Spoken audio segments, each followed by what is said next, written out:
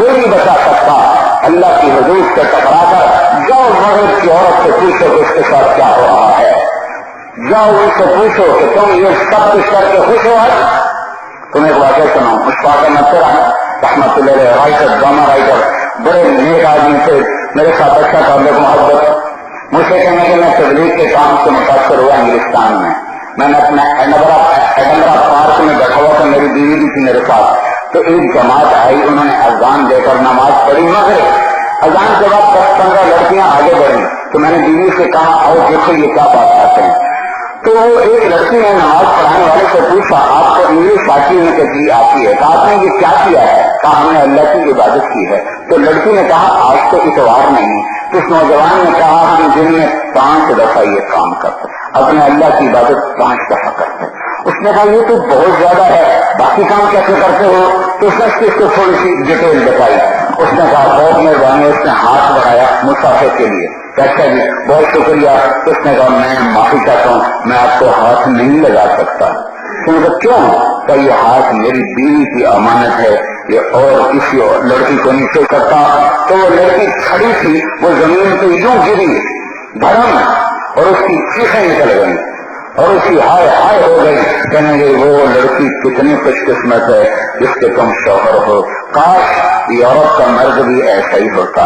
اور آنکھیں پوچھتی ہوئی چلی گئی۔ ہاں اللہ کی فطرت سے لڑنا چاہتے ہو، کپڑے اتار کے۔ اللہ نے عورت کی فطرت کا حیا رکھی ہے۔ یہ مغرب میں پیدا ہوئی ہے، مشرق میں، یہ مکے میں پیدا ہوئی، ابھی سرکس میں پیدا ہو، یہ عورت ہے، اس کے اندر سے کوئی حیا نہیں نکال سکتا۔ یہ نکالے گی تو سب سے پہلے خود دکھ اٹھائے گی، اور کو اور اگلے کا پیچھے بھگیشن پہلے ایک ہی سر پہ آنی آتا ہے۔ وہ کہنے یہ ہائے کاش عورت کے مرد بھی ایسے ہوتے، اور آنکھوں پہنچتے ہوئی چلی گئی۔ تو شاہ رحمۃ اللہ کے مجھے میں نے کہا بانو آج وہ تبلیغ ہوئی ہے کہ لاکھوں کتابیں بھی چھپتی تو وہ کام نہ ہوتا جو یہ نوجوان اپنے عمل سے کر کے دکھا گیا۔ اور بھائیو ہم غلام رسول ہیں، ہم غلام مغرب نہیں ہیں۔ مغرب نے ہمیں پتہ کیا ہے، ہم مانتے ہیں، ہم مفتو قوم ہیں، پر ہم غلام ان کے نہیں، ہم تو غلام رسول ہیں۔ ہماری ماں خدیجہ ہے، ہماری ماں فاطمہ ہے، ہمارے لیے نمونہ، ہماری عورتوں کے لیے نمونہ خدیجہ اور فاطمہ ہے، ہمارے نوجوانوں کے لیے نمونہ حضرت محمد صلی اللہ علیہ وسلم کی پاک زندگی ہے۔ ہم ہاتھ جوڑیے نا، اسے جو مگر کرو تو کام بڑا خراب ہو جانا ہے۔ منت ہے میری منت ہے، اس دھوکے کی زندگی سے باہر آؤ۔ تو میرا رب کہتا ہے، میرا نبی کہتا ہے نکاح کر، زنا نہ کر۔ نکاح میں پاکیزگی ہے۔ دین شروع ہوتا ہے بندگی سے اور مکمل ہوتا ہے اچھے اخلاق پر۔ صرف عبادت کا نام اسلام نہیں ہے، عبادت کے بغیر اسلام ہے کوئی نہیں، یہ بھی سمجھ لو۔ نماز کے بغیر اسلام کوئی نہیں ہے، روزہ زکوٰۃ حج کے بغیر اسلام کوئی نہیں ہے، لیکن اس کا نام بھی اسلام نہیں ہے۔ یہ بنیاد ہے، یہ ڈبلی مسجد کی بنیادیں کھود دی گئی اور بھر دی گئی، تو کوئی کہہ سکتا ہے کہ ایسا بھی مسجد بن گئی ہے، مگر بن بھی گئی ہے، کتنے جا پوری ہونی، چھت پہ جا کے پوری ہونی، چھت پائے گئی وہاں آؤ گے، نمازاں پڑھو گے، کارپیٹ بھی بچھا لو، تو امام میں رکھو۔ اسلام شروع ہوتا ہے عبادت سے اور مکمل ہوتا ہے اچھے اخلاق پر۔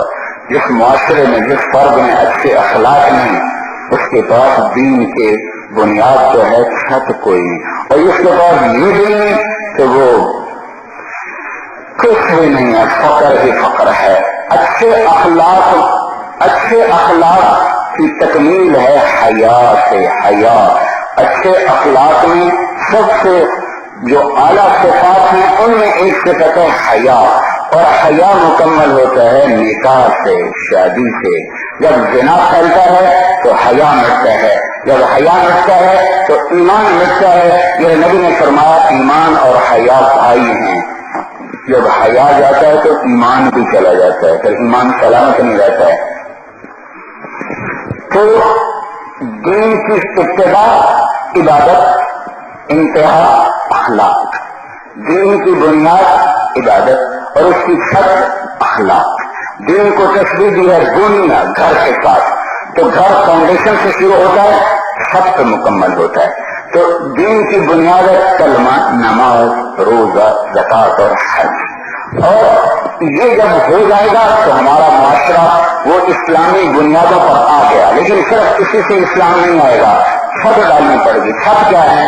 وہ اچھے اخلاق ہیں. میرے نبی نے فرمایا اچھے اخلاق کی 360 قسمیں ہیں.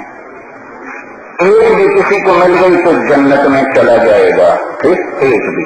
ابو بکر سامنے بیٹھے تھے، کہنے کہ یا رسول اللہ میرے اندر بھی کوئی ہے؟ تو آپ نے کہا تیرے اندر سارے ہی ہیں. ایسا تو پورے ہی لئی بنا تم. ان 360 کو 3 میں بند کیا. 3 کر لو، 360 ہاتھے کا گیا.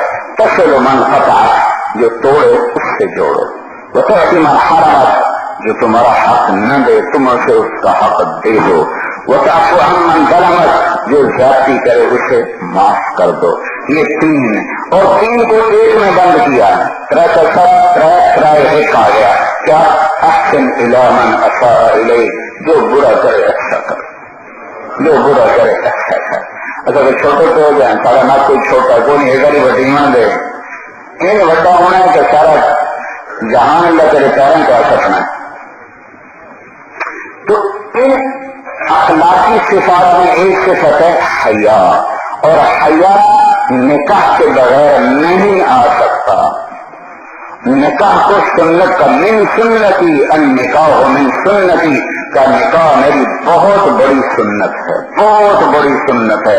فمن رغب عن سنتی فلیس منی، جو میری سنت سے ہٹے گا مجھ سے نہیں ہے. یہ کیوں کہا کہ جب نکاح مٹے گا تو ضرور زنا آئے گا، اور زنا آئے گا تو انسان انسانیت سے نکل کر درندہ بن جائے گا، حیوان بن جائے گا.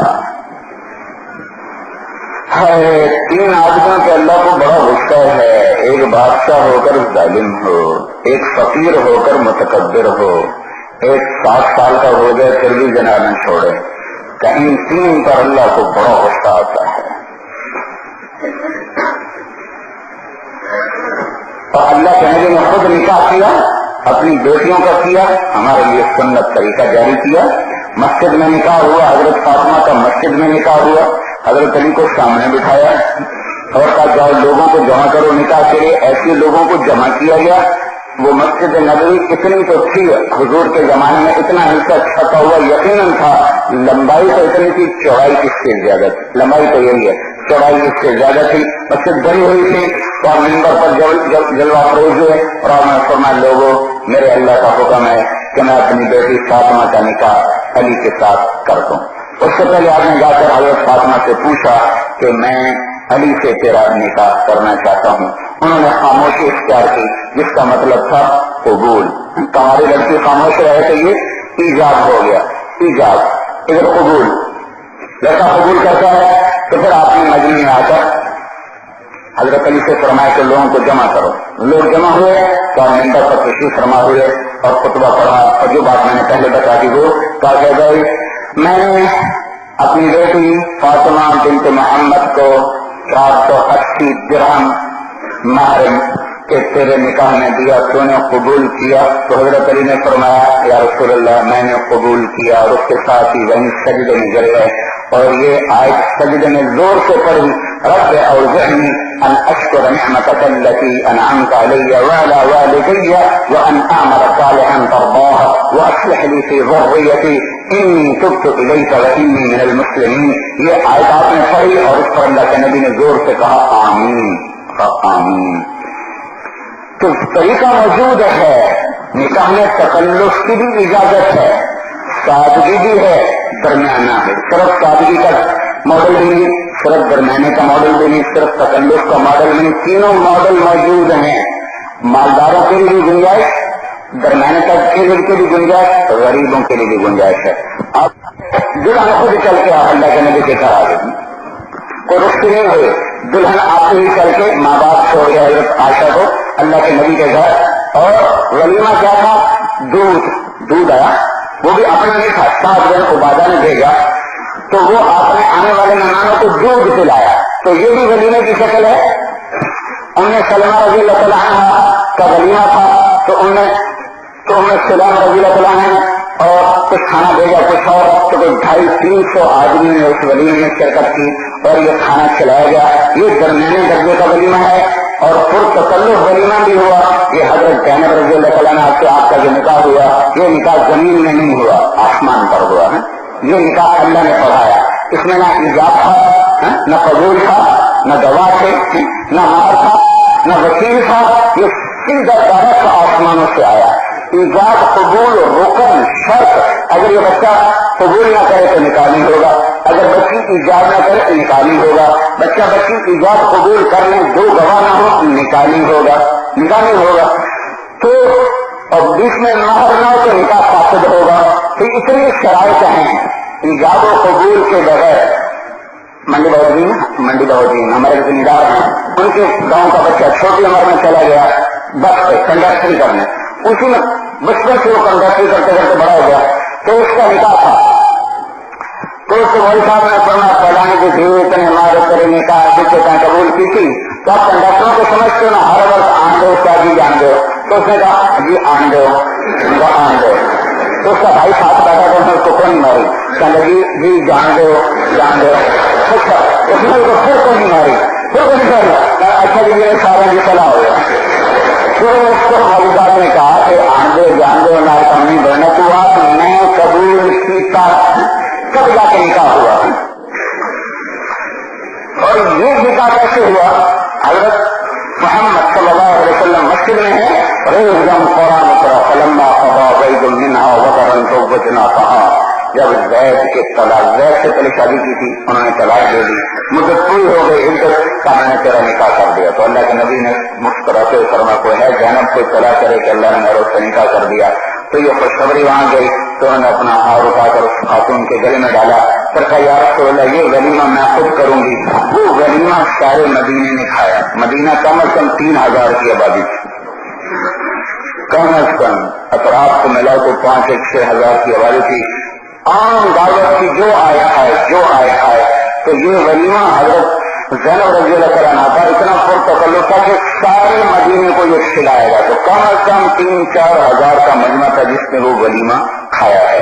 تو سادگی بھی ہے، درمیانہ درجہ بھی ہے، تکلف بھی ہے، حرام نہ ہو. کیا سارے لاہور کو شادی پہ بولا حرام نہ ہو. ہمارے یہاں 2 انتہا ہیں. دیندار طبقہ سمجھتا ہے تھوڑا سا تو خرچہ کرو یہ تو بڑا اسراف ہے، اس سے تو مسجد بن سکتی تھی، یہ تو بڑا اسراف ہے.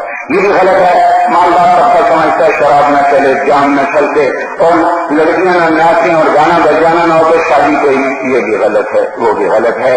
وکان بین ذلک قواما. نکاح میں وسعت بھی ہے، اللہ کے نبی نے کر کے دکھائی.